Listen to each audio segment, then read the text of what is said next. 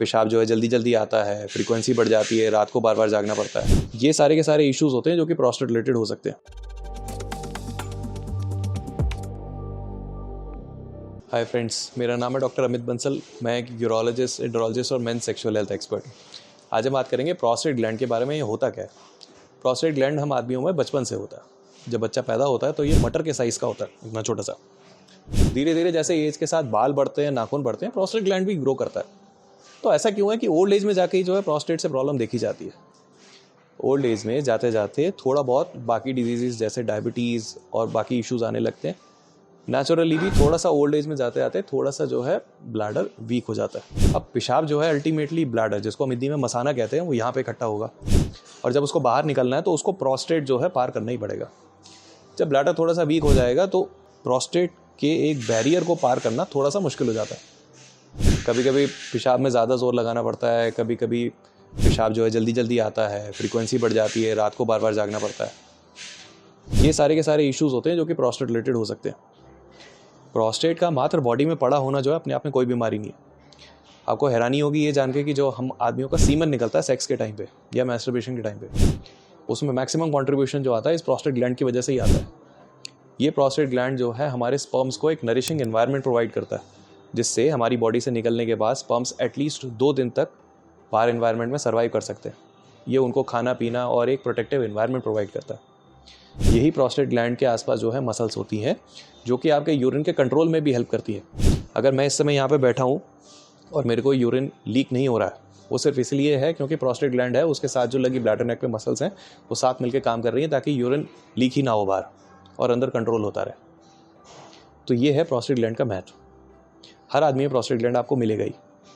अगर एज के साथ प्रोस्टेट बढ़ भी रहा है तो वो अपने आप में प्रॉब्लम नहीं है। किसी भी चौधरी ने अगर रिपोर्ट में लिख के दे दिया कि आपका प्रोस्टेट ग्लैंड बड़ा है तो उसका मतलब सिर्फ ये है कि आपका प्रोस्टेट ग्लैंड आपकी बॉडी में प्रेजेंट है और उसका साइज़ जो है जितना भी उसमें रिपोर्ट में बता रखा है वो है।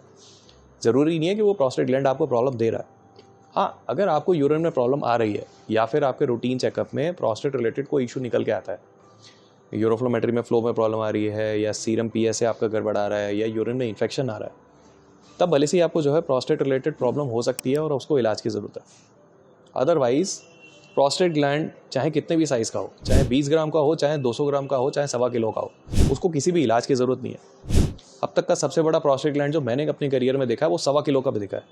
मेरे पास पेशेंट वो एब्डोमिनल ट्यूमर करके रेफ़र होकर आया था बाहर से कि इसको पेट में कुछ तो ट्यूमर है और आप इसका आगे इलाज करिए।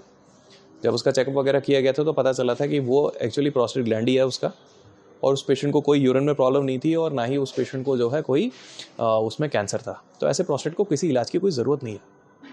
हाँ, ये ज़रूर होता है कि आजकल जो है सिर्फ एक रिपोर्ट में प्रोस्टेट ग्लैंड बड़ा आ जाता है तो मंदिर के प्रसाद की तरह जो है प्रोस्टेट रिलेटेड दवाइयाँ पेशेंट्स को दी जाती है, जो कि मेरे हिसाब से जो है बिल्कुल गलत है। प्रोस्टेट रिलेटेड मेडिसिन जब प्रोस्टेट की प्रॉब्लम के वजह से स्टार्ट की जाती हैं तो आमतौर पर ये मेडिसिन लाइफ लॉन्ग लेनी पड़ती है पेशेंट को। अगर पेशेंट को कोई प्रॉब्लम ही नहीं है या अगर रिपोर्ट में कोई प्रॉब्लम नहीं है तो ऐसे पेशेंट को दवाई शुरू करके कोई फ़ायदा नहीं है। एक तो प्रॉब्लम ये ओल्ड एज में होती है जहाँ पे आदमी जो है 40 अलग तरीके की दवाइयाँ वैसी खा रहा होता है, उसमें एक प्रोस्टेट की गोली और ऐड हो जाती है। पिल बर्डन बढ़ाने वाली बात है क्योंकि इस दवाई का कोई एंड तो है नहीं। एक बार स्टार्ट कर भी देंगे तो अब ये बताओ कि उसको ख़त्म कब करेंगे।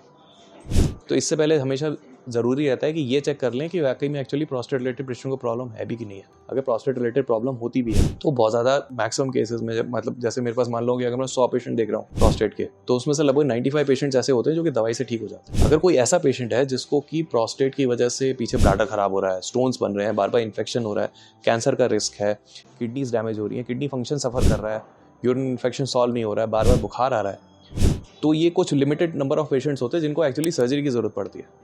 बाकी मैक्सिमम पेशेंट तो दवाइयों से ही ठीक हो जाते हैं। तो मात्र आपकी रिपोर्ट में जो है प्रोस्टेट आ गया, रिपोर्ट में प्रोस्टेट ग्लैंड बड़ा बता दिया, इसकी वजह से आप टेंशन लो, वो बिल्कुल भी ठीक नहीं है। आप अपनी कम्युनिटी में, अपनी विसिनिटी में ही बात करके देखो, कितनी ही ओल्ड एज ऐसे पेशेंट्स हैं या काफ़ी ऐसे सीनियर सिटीजन्स हैं जो कि बोलेंगे कि हमें प्रोस्टेट रिलेटेड इशू है। नहीं होता। बहुत कम लोग होते हैं जिनको एक्चुअली इशू होता है।